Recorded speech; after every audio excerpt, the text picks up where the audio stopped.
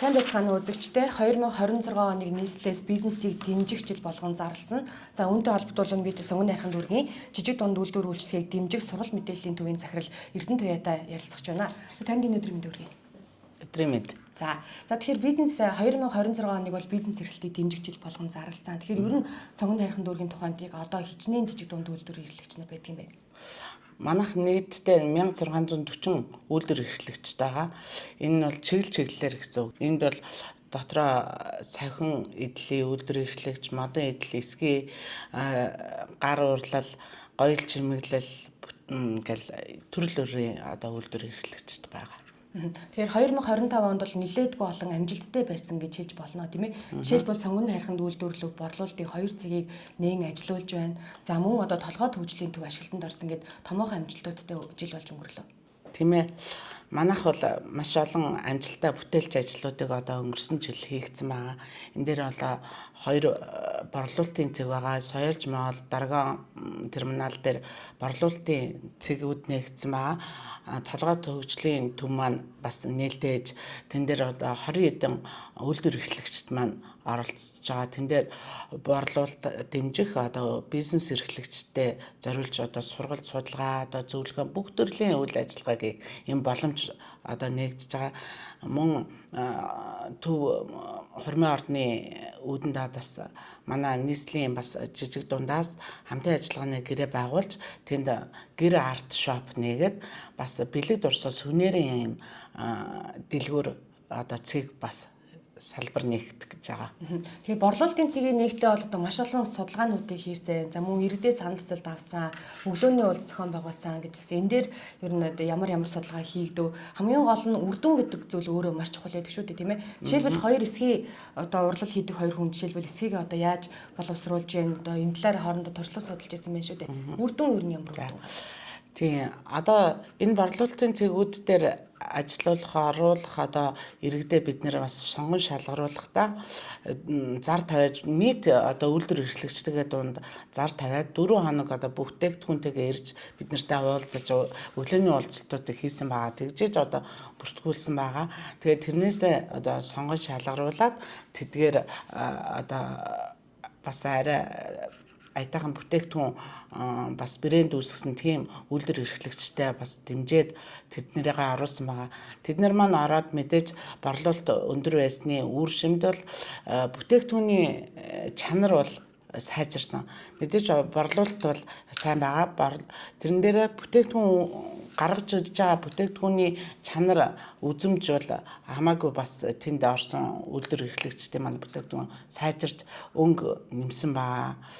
Тэгээд дээрээс нь одоо дахин одоо орох хүсэлтэй иргэдүүд бас маш их байгаа. Одоо шинээр одоо шинэ оны эхнээс эхлээд бид нэр дахин гэрээ байгуулж одоо энэ үйлдвэр эрхлэгчтэйгээ цэгийн ажиллагааг өргөжлүүлэх гэж байгаа тул бас түрүүний үйлдвэр эрхлэгчтэйгээ одоо гэрээг дүнж тэгээд мөн дахин шинээр одоо бүтээгдэхүүн үйлдвэрлэх эрхлэгчтэй бас дэмжих зорилгоор бас арай олон том талбай аваад тэр бүтээгдэхүүн үйлдвэрлэгчтэйгээ шинээр бүртгэж бас хамтын ажиллагааны гэрээ байгуулна гэж бодож байна. Тэгэхээр 2026 оныг бол нийслэлээс одоо бизнес эрхлэлтийг дэмжиж болгон зарлаж байгаа. Тэгээ энэ дээр бол одоо хүн судалтай үйлчилгээний хилцтэйгээ танах хамтраад бодлого боловсруулад одоо эхэлж байна гэж би ойлгож байгаа. Үүний нэг жишээ нь бол одоо бас сонгон хайрханд үйлдвэрлэх брендийг үүсгэхээр ярьж байгаа. Уралдаан зарлахаар болсон гэсэн энэ талаар мэдээлэл өгч.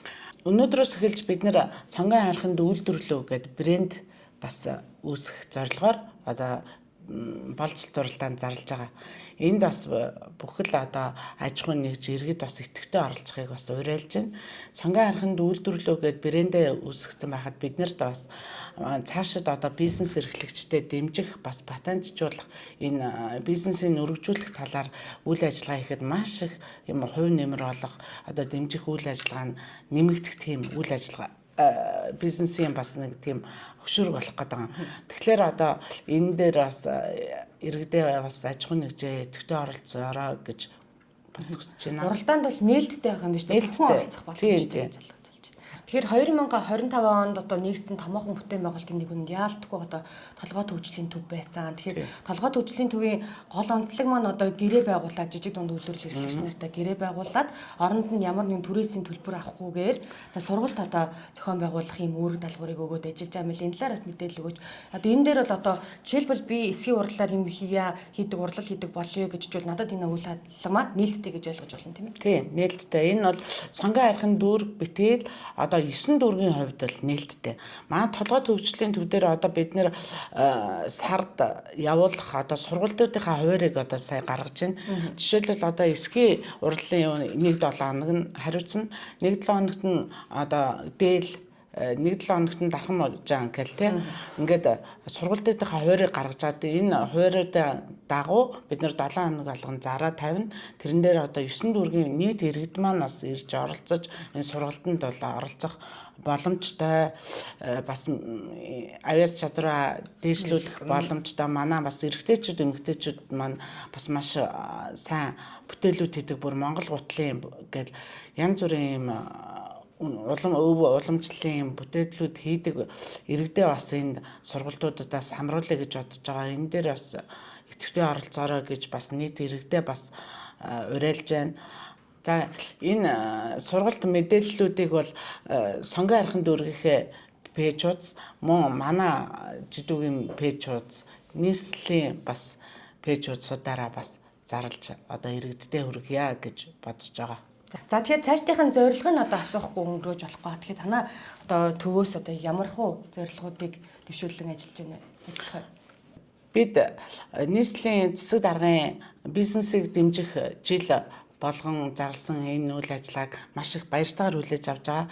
Тэгээд дүүргийн засаг даргын хөтөлбөр эндээ бас хамтруулад бид нэр энэ бизнес эрхлэгчдэд дэмжихээр нэлээд олон ажлуудыг 26 онд одоо хийхээр бас төлөвлөж байгаа. Энэ дээр бас нийслэлийн жижиг дундтайгаа мөн жижиг дундын газартайгаа хамтарч бас олон үйл ажиллагаануудыг зохион байгуулнаа. Энд бол олон одоо үзэсгэлэн худалдаа, сургалт, семинар, зөвлөгөө тэгээд хамгийн гол нь бизнес эрхлэгчдийн яг тулж ажиллах одоо борлуулалтын зэгүүдийг одоо нэмэгдүүлэх. Тэгээд цахим дэлгүүр нээх хамгийн гол ажил маань байгаа.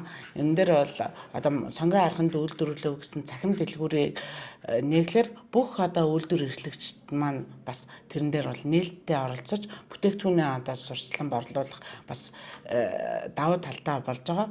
Тэгээд өшөө одоо гадаад дотоодын үзэсгэлэн худалдаанууд байгаа. Энэ дээр бас манай сонгон арханд үйлдвэрлэдэг маш олон одоо сайн бүтээгдэхүүн үйлдвэрлэдэг юм үйлдвэрүүд жижиг дунд үйлдвэрүүд байгаа. Тэднийхээ бүх бүтээгдэхүүнүүдийг бас яг ижил хэмжээний одоо зар сурчлагыг тэднэртэй тавиад одоо хамтарч хамтын ажиллагааг өргөжүүлж одоо илүү их хамтарч ажиллана л гэж бодож байгаа. Ямар ч байсан бүх үйлдвэр эрхлэгчид, бизнес эрхлэгчдийнхээ одоо орлогыг бол одоо 2026 онд илүү их нэмэгдүүлэх талаар нь бүр хичээн одоо манай албаных нь бүгд хичээж ажиллана. Баярлалаа танд. За үзэгчдээ 2026 оныг нийслэлээс бизнес эрхлэлтийг дэмжих жил болгон зарласантай холбогдуулан жижиг дунд үйлдвэр үйлчилгээг дэмжих сургалт мэдээллийн төвийн захирал Эрдэнэ Туяатай ярилцлаа. Анхаарлаа тусна баярлалаа.